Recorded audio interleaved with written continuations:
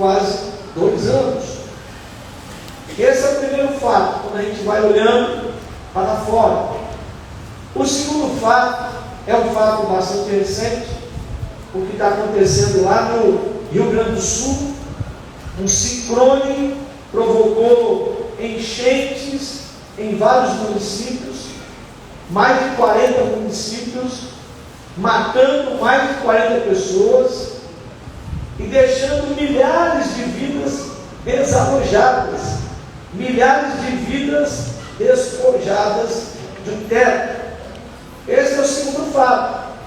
Você poderia me citar um fato que eu não me lembrei, mas eu estou falando de coisa que está acontecendo nos dias atuais, 4, 5 dias. E o último fato que eu me lembrei, que aconteceu também recentemente, é que no Marrocos, que fica no continente africano, houve um terremoto. Praticamente foi um terremoto, o maior terremoto que aconteceu naquele país, na escala de 6,8 graus, matando, por enquanto, até o dia de hoje, mais de 3 mil pessoas e milhares de pessoas sem casa, porque o terremoto acabou praticamente com tudo. Então eu estou precisando para os irmãos alguns fatos presentes que estão diante dos nossos olhos. Biblicamente falando, eu também elenquei alguns fatos. Por exemplo, todo mundo conhece o que aconteceu lá em Gênesis, capítulo 19, capítulo 20, a destruição de Sodoma e Gomorra, que acabou com aquelas 2 cidades.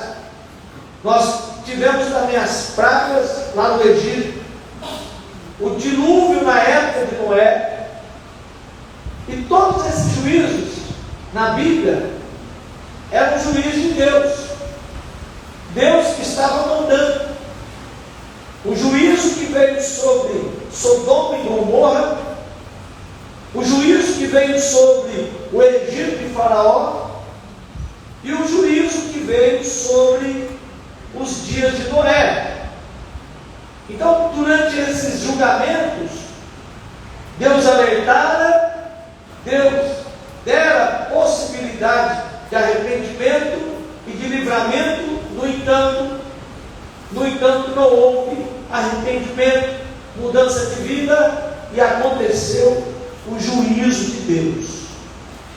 E nós estamos observando o livro do profeta Ezequiel, um homem que foi separado, um homem que foi escolhido por Deus para anunciar.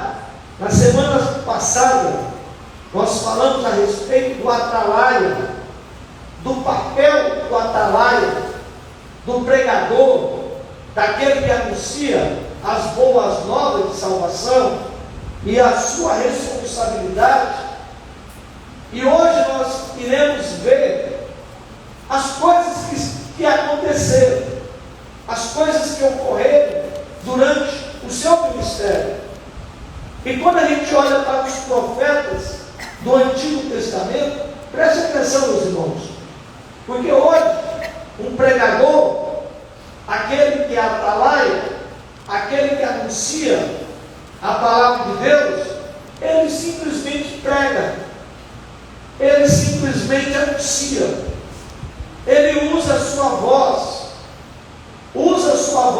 para anunciar a palavra de Deus. Mas nos tempos dos profetas, nos tempos de Isaías, de Ezequiel, de Amós, de Obadias, de Oséias, eles não somente pregavam a palavra de Deus, mas eles viviam, eles dramatizavam com audiovisuais de Deus, eles interpretavam, eles encenavam, eles passavam por situações difíceis em suas vidas, para que o povo entendesse, para que o povo compreendesse que Deus estava falando com eles. Por exemplo, o capítulo 24 de Ezequiel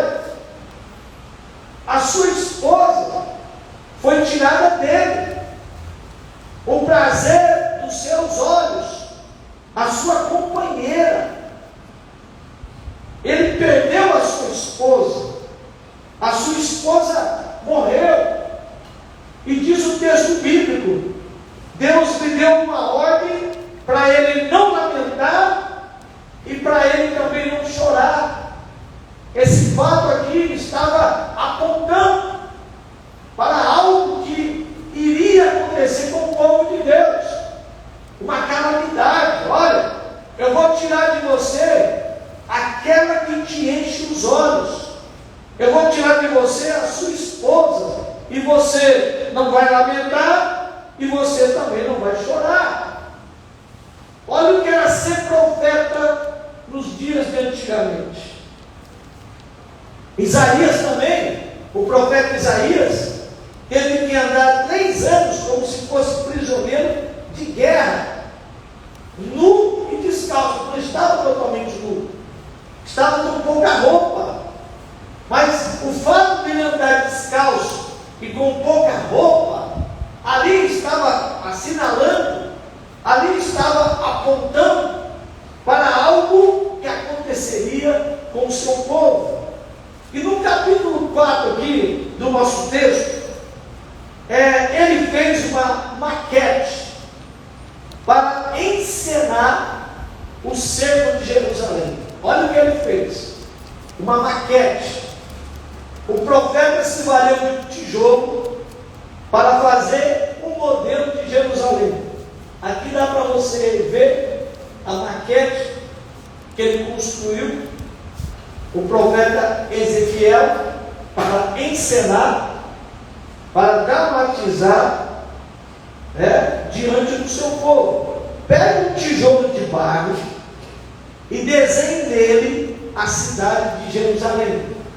Ele fez aquilo na frente de todo mundo. Jerusalém ainda não tinha caído. Nabucodonosor ainda não tinha acabado com Jerusalém.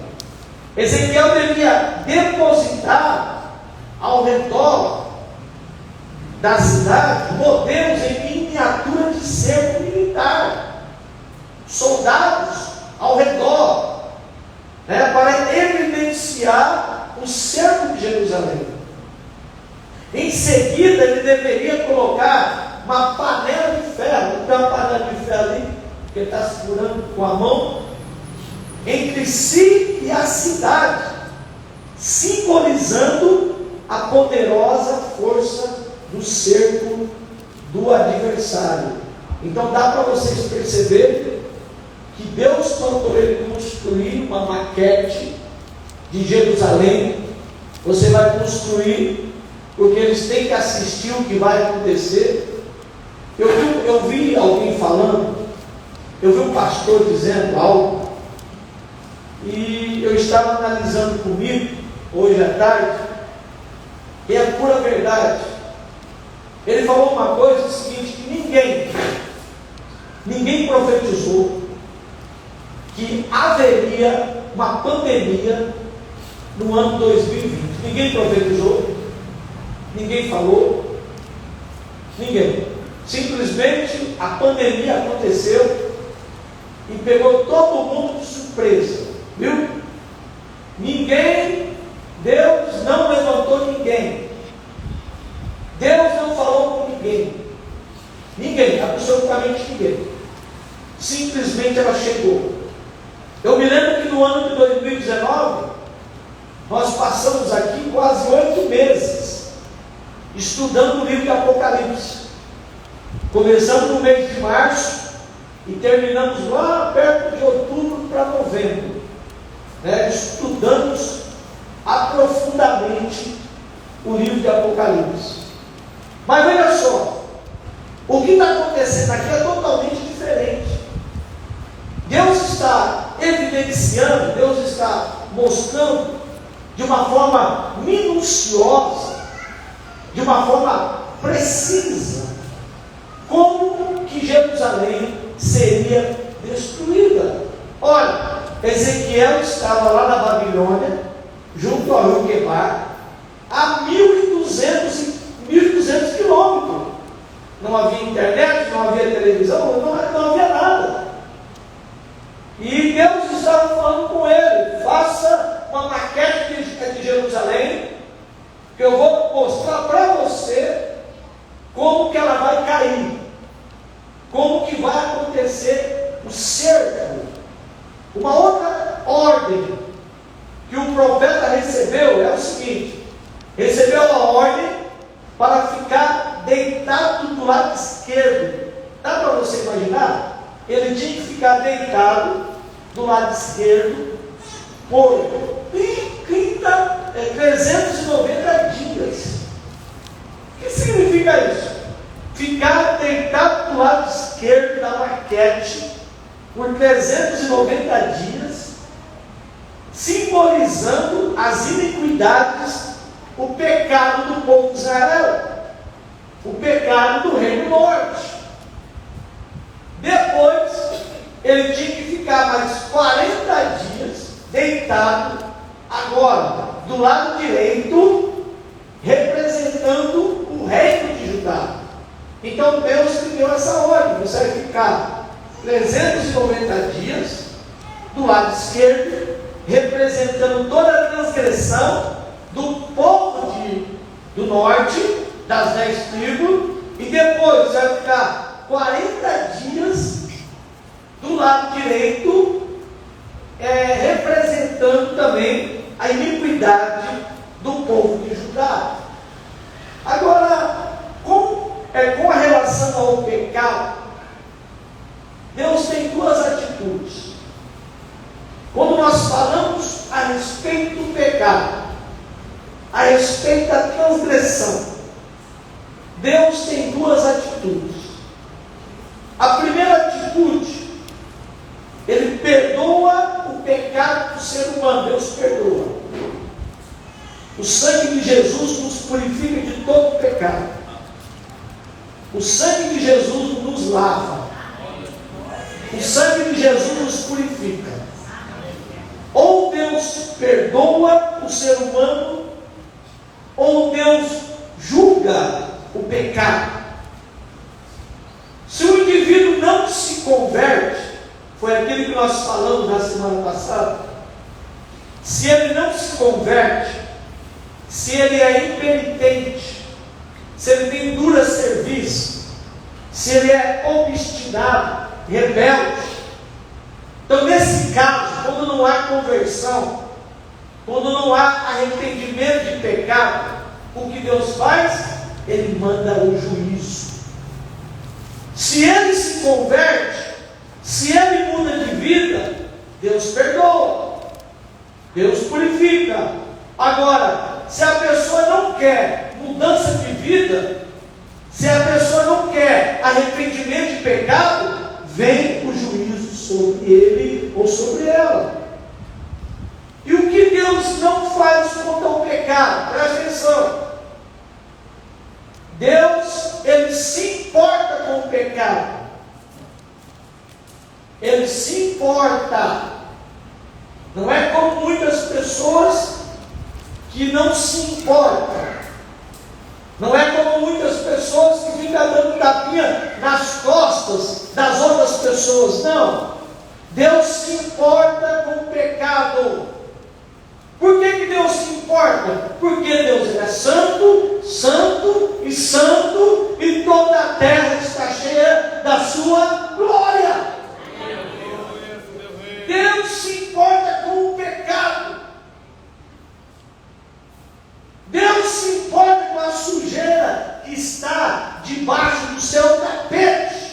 Aleluia, meu Deus. E nós temos duas atitudes, portanto.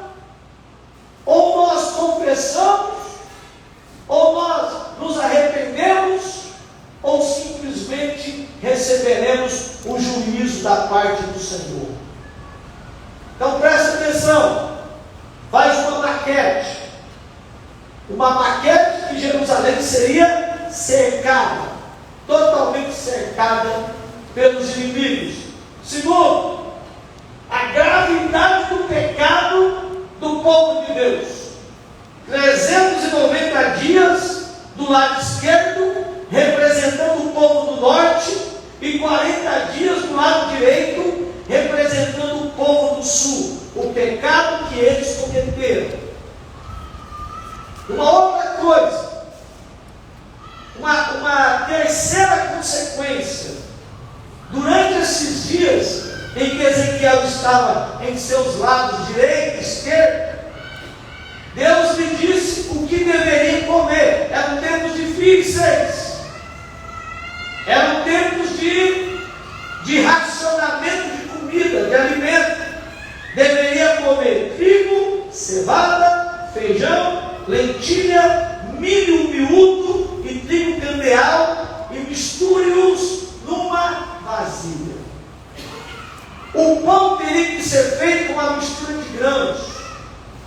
Essa seria comida para 390 dias. Cada dia poderia comer, só comia pão, não comia outra coisa não. Não é a gente que come arroz e feijão. Aqui é só pão. Cada dia poderia comer apenas 8 fatias desse pão. Durante o dia, ele só poderia comer 8 fatias. Nada mais do que isso. Nesses 390 dias que ele estava ali, deitado, com o braço esquerdo, ele poderia somente comer 8 fatias de pão. E também beber 2 litros de água. Em um país quente, isso não é água suficiente para uma pessoa beber por dia. Tem que beber muito mais do que 2 litros de água. E ele vai dizer assim: filho do homem, tornarei a comida extremamente escassa em Jerusalém. Vai faltar comida, está dizendo, vai faltar alimento, vai faltar água. Jerusalém sempre faltou água. Será pesada com grande cuidado e consumida com medo. A água será racionada e o povo beberá com desespero. Não haverá água para todo mundo. Está falando o que vai acontecer, está falando a dificuldade. E eu me lembrei, quando eu estava pensando no versículo 16 do capítulo 4, eu me lembrei lá de Apocalipse, no capítulo 6, quando existe a abertura do terceiro selo, em que aparece um cavalo preto carregando uma balança na mão. Aí tem o cavalo branco, o cavalo vermelho, o cavalo preto, o cavalo amarelo. E aqui, no caso aqui, esse cavalo preto, ele aparece com uma balança na mão, dizendo assim: 1 quilo de trigo por um denário. 1 quilo só. Você acha que 1 quilo de trigo poderia sustentar uma família? De jeito nenhum. E 3 quilos de cevada por um denário. Aqui está falando de momentos difíceis, momentos que faltaria alimento. Uma família com 1 quilo de trigo passará fome. Normalmente era 12 litros para dar conta de uma família. As coisas estão piorando, presta atenção. As coisas somente vão piorando. Os exércitos da Babilônia estavam quase cercando Jerusalém. E quando cercasse, faltaria alimento, faltaria trigo, faltaria cevada, e também não teria água suficiente para dar para o povo. E ele diz mais uma coisa, presta atenção: Ácio vai fazer o pão diante de todo o povo, e o esterco que você vai usar para fazer o pão, você vai pegar fezes humanas secas como combustíveis. Você vai pegar o teu cocô, Ezequiel, e você vai acender o fogo com o seu cocô. Você já imaginou? Porque na mentalidade deles, quando você colocasse um cocô humano para fazer qualquer tipo de comida, o alimento ficaria impuro. O alimento impuro, você comendo aquele alimento, lhe purificaria também. Ou seja, quando os inimigos chegasse, cercasse Jerusalém, os habitantes matariam todos os animais e não haveria esterco para o combustível. Eles usavam esterco de animais para fazer o combustível, para fazer fogo, mas não teria animal, não teria vaca, não teria bode, não teria cabra, não teria mais nenhum animal. Se não tem cocô de animal para fazer um combustível, para fazer o fogo, usariam o quê? Ele está dizendo, Deus está dizendo que vai acontecer. Vocês vão usar o cocô de vocês para fazer o alimento. Os ancestrais humanos eram tornar a comida impura. Mas nesse tempo, o que era melhor? Comer os alimentos impuros ou morrer de fome? A situação vai ser tão desesperadora. Se você ler Lamentações de Jeremias, a fome era tão terrível, mas tão terrível, que as mães estavam comendo seus próprios filhos. Os filhos que morriam,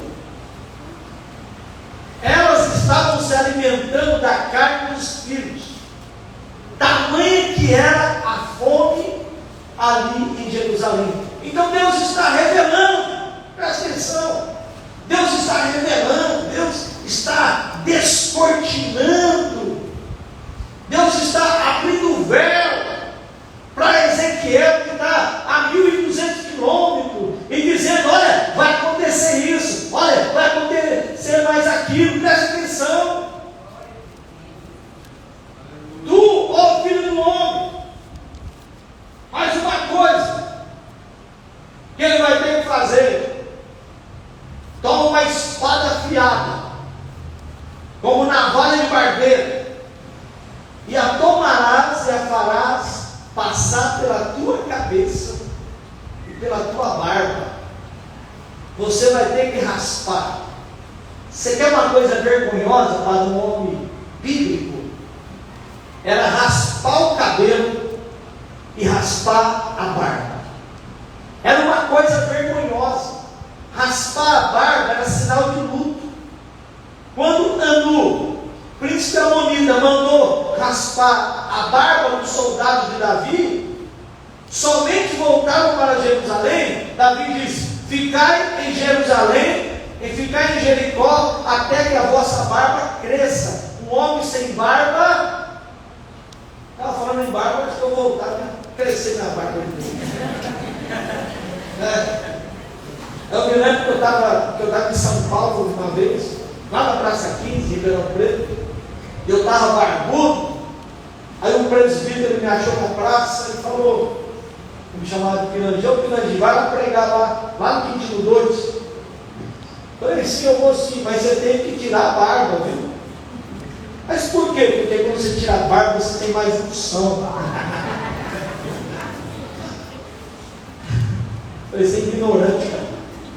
Ah, mais unção, Jesus era barbudo, os profetas eram barbudos, né? Então Davi vai dizer: ficar em Jerusalém até que a vossa barba cresça. Então quer dizer, era um sinal de luto. Deus mandou Ezequiel e Ezequiel obedeceu. Ele raspou sua cabeça e a sua barba, tirou tudo, tirou a barba, os cabelos, pesou na balança, e ele vai repartir em 3 partes. Vai pesar, interessante que ele vai pesar.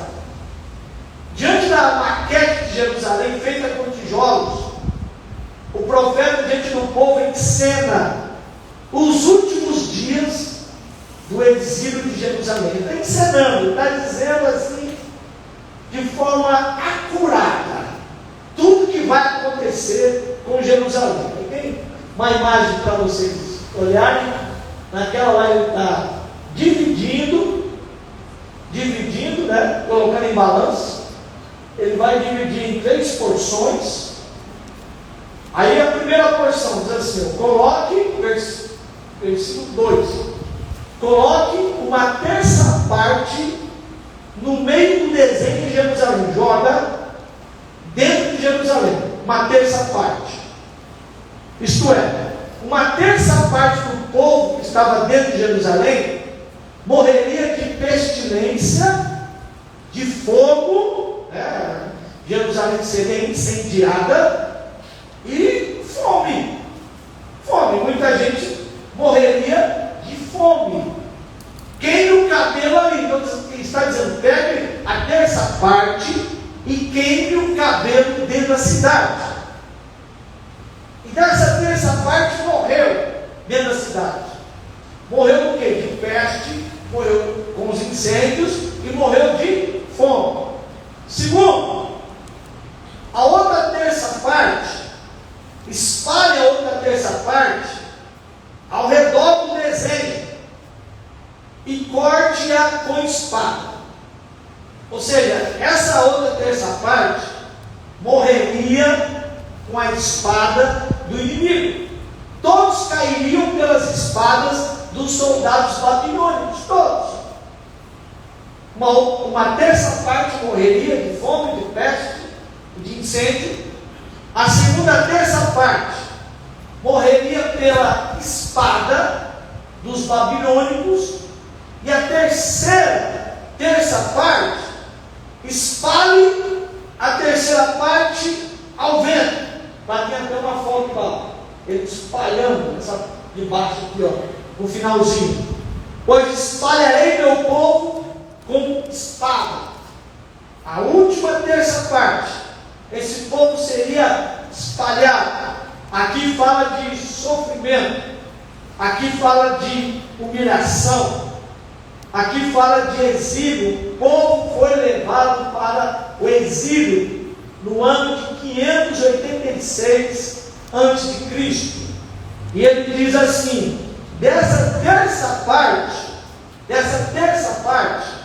guarde apenas um pouco de cabelo e amarre-o em seu manto. É um povo que vai ficar lá em Jerusalém. E Jeremias, ele fica também nesse pouco de cabelo, ele fica ali em Jerusalém. Depois ele vai para o Egito. Somente algumas pessoas sobreviveram. Você está entendendo o que era ser profeta? Então vou colocar barba de novo. É para radicalizar, é para evidenciar, é para encenar, para que o povo pudesse entender, compreender, discernir o que estava sendo pregado, anunciado. Então vamos fazer. Aí ele vai dizer assim no capítulo 7: chegou o fim. Para onde quer que vocês olhem, norte, sul, leste ou oeste, sua terra está acabada, não resta esperança. Aqui já está acontecendo. Nabucodonosor, juntamente com os seus soldados, estão invadindo Jerusalém. E agora, o que o povo vai fazer? Para o povo de Israel, Jerusalém foi atacada e destruída. Jerusalém foi arruinada. Os muros foram colocados em terra. O templo praticamente foi destruído. E para nós, eu lhes pergunto nessa noite, e para nós, o que acontecerá na segunda vinda de Cristo? O que aconteceu lá em Jerusalém é que a cidade foi totalmente destruída, totalmente acabada, arruinada. E para nós nos dias atuais, o apóstolo João, ele vai dizer o que acontecerá naqueles dias. Naqueles dias vai haver um terremoto. Naqueles dias o sol ficará escuro, a lua se tornou vermelha, as estrelas caíram do céu como figos verdes de uma figueira sacudida por um forte vento.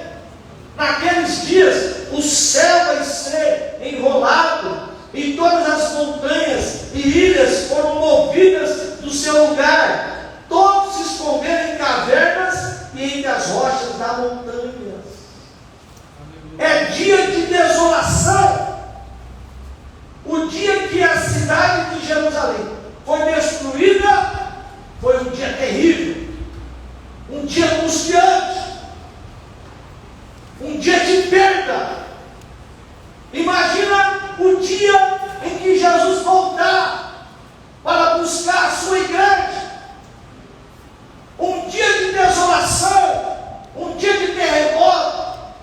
O sol vai ficar escuro, a lua vermelha, as estrelas do céu caindo, toda a terra ali praticamente se quebrando, tudo sendo destruído diante dos nossos olhos. Jesus está vindo, Jesus está aparecendo nos céus. O céu se rasgou. Aqui na terra está uma desolação, mas para aquele que tem fé em Jesus Cristo, para aquele que acredita em Jesus como seu Deus, vai ser arrebatado e subirá ao encontro do Senhor nos ares. Para aquele que tem a convicção, para aquele que tem a salvação, e para aquelas outras pessoas, eu lhes pergunto, as outras pessoas que não estão preparadas, as outras pessoas que não se prepararam, as outras pessoas que não quiseram, as outras pessoas que não se comprometeram, está nos dizendo o texto, todas se esconderam em caverna, entre as rochas das montanhas, será um dia de medo, será um dia de pavor. Eles não estão com medo do terremoto, não. Eles não estão com medo porque o sol ficou preto ou a lua vermelha. Eles não estão com medo por causa disso, mas eles estão com medo daquele que está vindo, do Rei dos Reis, do Senhor dos Senhores, que durante a vida deles, eles rejeitaram, eles não aceitaram, eles estão com medo de Jesus. Aleluia. E ele também vai dizer assim, ó, nesse dia de destruição, a sua prata lançarão pelas ruas, o seu ouro lhe será como sujeira, nem a sua prata, nem o seu ouro os poderá livrar no dia da indignação do Senhor. Nada, o teu dinheiro não vai te ajudar em nada, a tua posição não vai te ajudar em nada, nada. Eles não se saciarão, eles não saciarão a sua fome, nem lhes encherão o estômago de tais joias preciosas. Fizeram-se objeto de soberba e fabricaram suas abomináveis imagens e seus ídolos detestáveis. As pessoas vivem em torno do ouro, vivem em torno da prata, tornam-se soberbas por causa do dinheiro, por causa da posição social. Mas o profeta, ele está dizendo, naqueles dias, você vai ver prata jogada na rua, você vai ver ouro jogados, não terão valor nenhum. Aleluia. Não vai te salvar. Nem a prata, diz aqui o profeta Sofonias, nem a sua prata, nem o seu ouro os poderão livrar no dia da indignação do Senhor. Aleluia. Hoje os homens são comprados. Hoje os homens são comprados. Hoje os homens estão aceitando dinheiro. Hoje os homens estão vendendo a sua alma por causa de ouro, por causa de prata, por causa dessas coisas. Hoje eles estão fazendo isso. Mas naquele dia o ouro não vai ter valor nenhum, e muito menos a prata. Não vai ter valor nenhum, não vai te salvar. As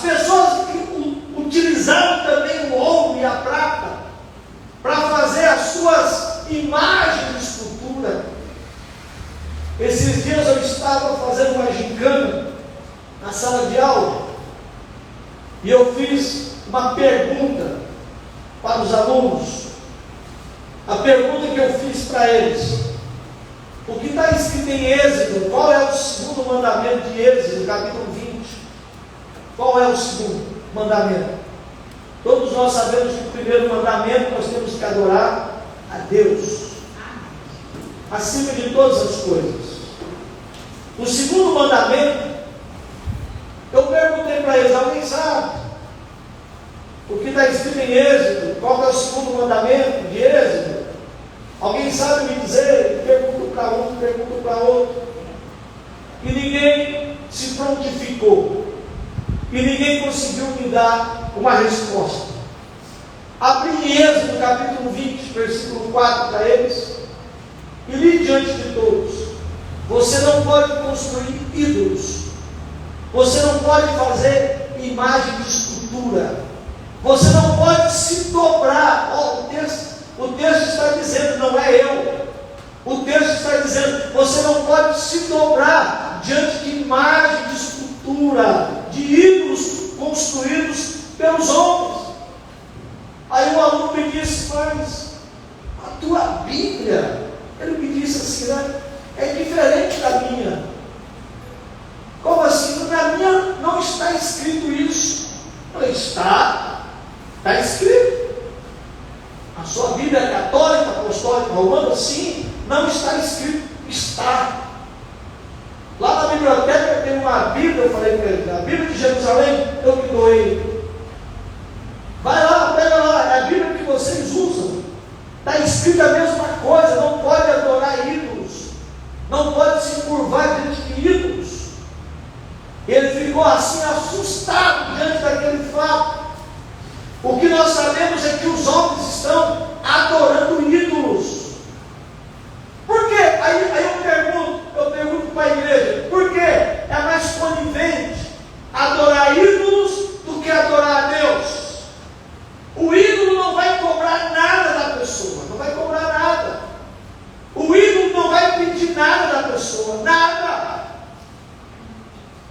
Agora Deus, ele pede algo de nós. Aleluia. Tudo bem, a salvação é pela graça. Pela graça fomos salvos.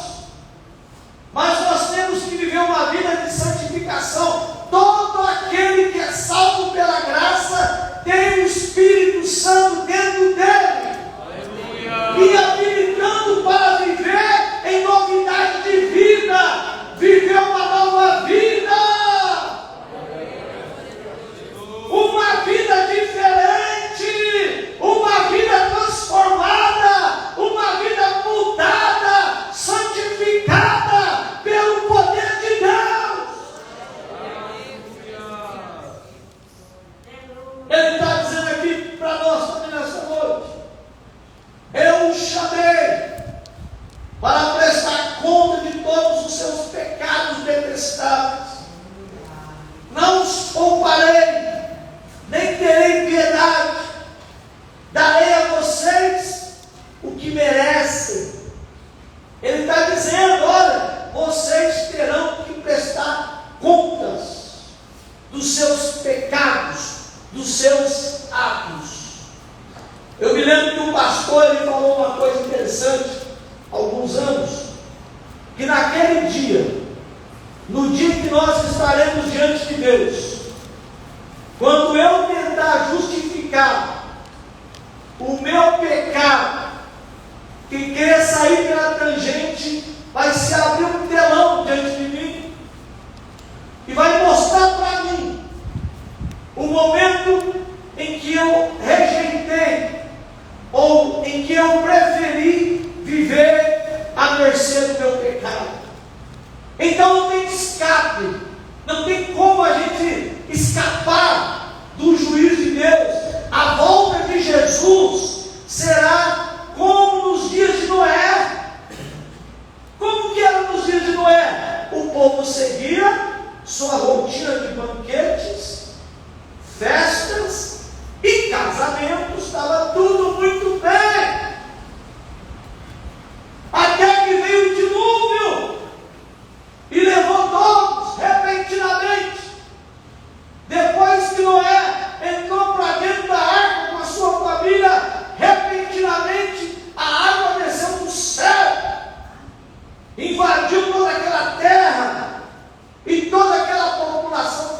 morta pelas águas do dilúvio.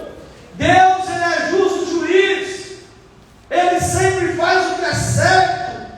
O povo desobedeceu, escolheu seguir seus próprios caminhos. O povo se afastou do Senhor e do seu Deus. Aleluia. Não adianta a gente pensar que vamos fugir, que vamos nos esconder do justo julgamento de Deus. Eu estava dizendo para os irmãos na escola dominical, uma coisa que eu não quero viver, uma coisa que eu não quero ser, é ser um religioso. Eu quero. Eu fui religioso muitos anos na minha vida. Eu fui religioso muitos anos na minha vida. E a pior coisa que tem é ser religioso. Por quê? Religioso, você só está preocupado em mostrar só do lado de fora. Só isso. Você é um fariseu. Você é um fariseu. Do lado de fora, você é certinho. Do lado de fora, você é comportamental. Do lado de fora, você olha para cá, olha para lá, ninguém está me vendo. Então, mas quando tem alguém me vendo, aí você procura fazer de acordo porque tem alguém te vendo. Você está preocupado com as pessoas que te veem. O religioso, ele está preocupado se tem gente vendo ou não. Isso é ser religioso. Eu fui religioso durante muitos anos da minha vida. Religioso é isso, viver uma vida de enganação. Mas o que é cristão, ele não está preocupado em agradar A e B. O que é cristão, ele quer agradar o seu Deus. O que é cristão, ele é cristão sozinho. Ele é cristão no seu quarto. Ele é cristão no seu trabalho. Ele é cristão em qualquer lugar que ele vai. Ele é um servo do Senhor. Aquele que é cristão, ele não tem duas caras, ele tem uma cara só. Aquele que é religioso tem duas caras.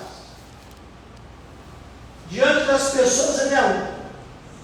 Quando ele está distante das pessoas, ele é totalmente diferente.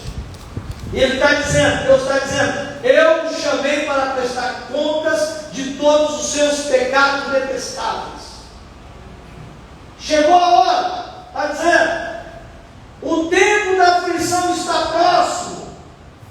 Nos montes se ouvem gritos de angústia e não de alegria. Gritos de angústia. Será um dia de terror, um dia de desolação. Não haverá alegria, mas apenas dor e choque.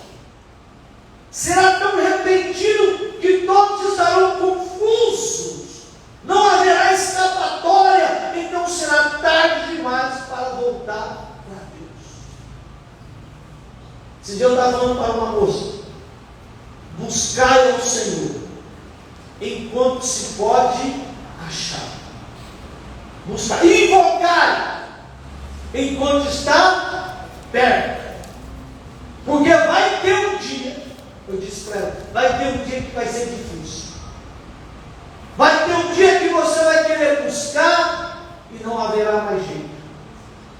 Não terá jeito mais de buscar. E nesse dia é um dia de terror, é um dia de angústia. Me lembrei da parábola das 10 virgens. 5 prudentes e 5 loucas. As prudentes guardaram azeite em sua vasilha. Azeite é unção, azeite é graça, azeite é a presença, azeite é a leitura da palavra de Deus.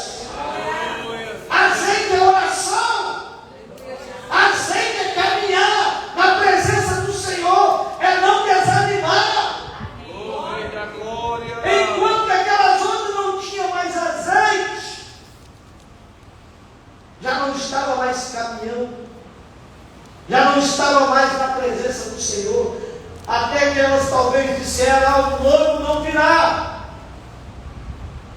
Mas aí ouviu-se um grande grito.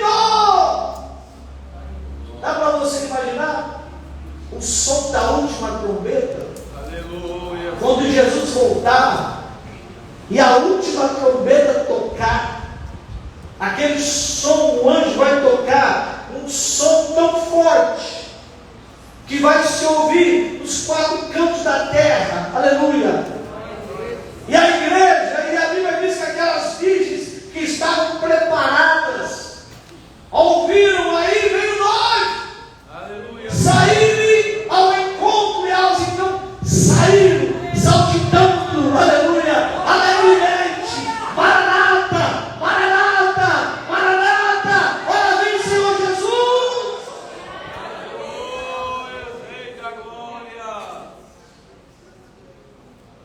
Aleluia. Enquanto que aquelas outras que já haviam desistido da carreira cristã, que já não tinha mais a graça, já não tinha mais a presença de Deus na vida delas, elas disseram assim: é como você dizer, dizer para o teu pai: pai, me ajuda, pai, me dá um pouco do teu azeite, eu preciso do azeite, eu preciso subir. Mas, meus irmãos, isso não existe. O azeite é para quem quer. O azeite que eu tenho é um azeite meu. O azeite que o irmão tem é seu. Nós estamos produzindo azeite em nossas vidas constantemente. O ato que você está aqui nessa noite, você está dizendo: eu quero azeite, eu quero presença, eu quero unção, eu quero graça. Mas tem muita gente que não está preocupado com o azeite, que não está preocupado com a graça, que não está preocupado com a presença de Deus. E quando Jesus voltar, você vai dizer: eu quero azeite, porque o noivo está vindo e eu não estou preparado. Não, o azeite que eu tenho é meu. Não tem como você subir, né, com o seu filho ou com a sua filha. Não, a salvação, ela é individual. Deus não tem neto, meus irmãos. Deus não tem neto. Todos nós somos pecadores. Todos nós precisamos de um encontro com Cristo. A criança precisa ter um encontro com Jesus. O adolescente precisa ter um encontro com Jesus. Eita glória. Estava na sala de aula.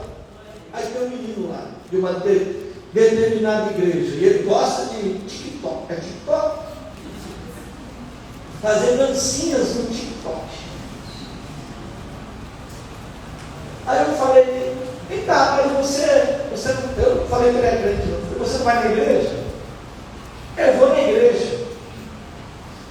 Então você vai na igreja, mas você não é igreja, então você não é cristão? Eu perguntei para eles. Eu sou cristão. E a tua mãe sabe disso, que você não é cristão? A tua mãe sabe o que você anda fazendo nas redes sociais? Não, eu não sou cristão, eu não sou, eu estou lá. Eu canto na igreja. E eu disse assim para ele: sabe o que você precisa, menino? Você precisa ter um encontro com Cristo. Porque você está na igreja porque alguém te levou. Você precisa ter uma experiência com Cristo. Eu falei para ele. Aleluia. Estou me olhando assim, aqui é o sinal. Você precisa ter uma experiência íntima com Jesus de Nazaré.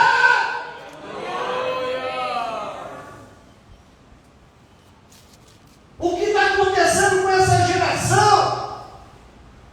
É uma geração que veio, que se acomodou, mas é uma geração que não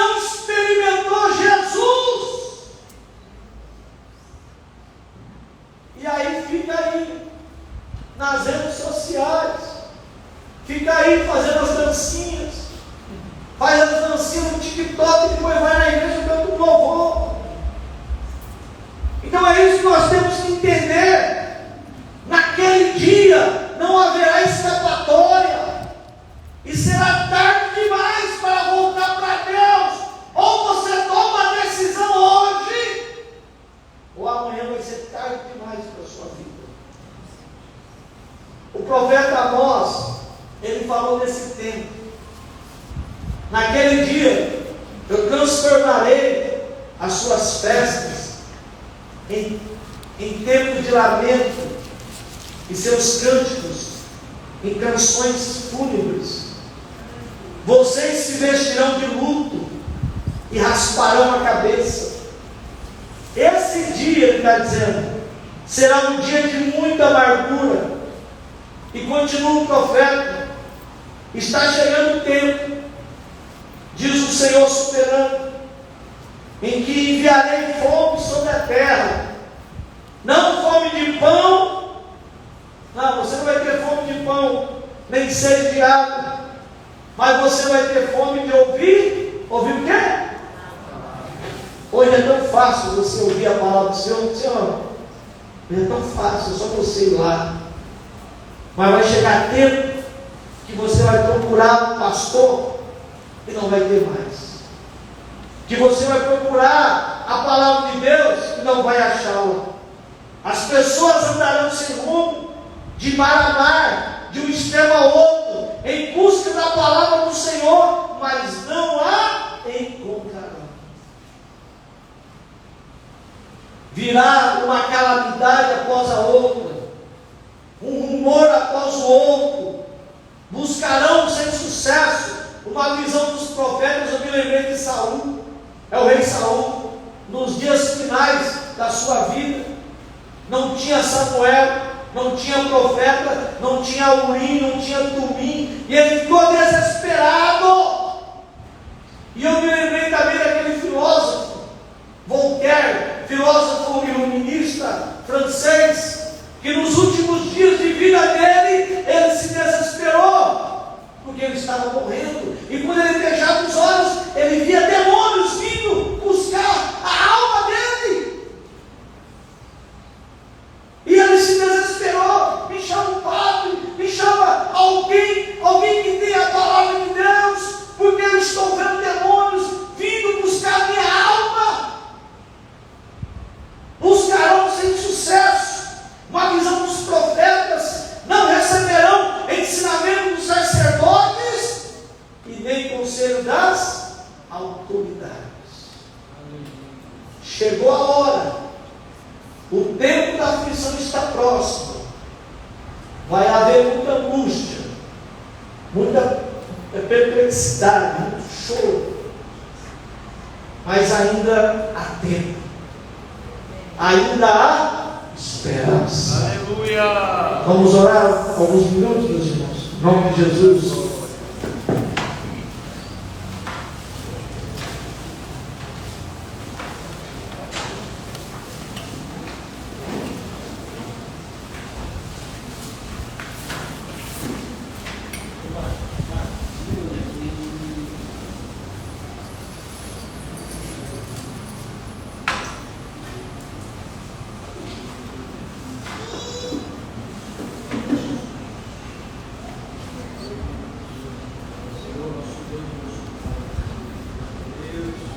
Estamos aqui em tua presença, meu Pai, nesta hora,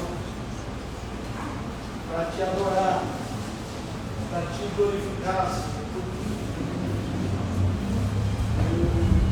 Estamos aqui diante do teu amor, Senhor.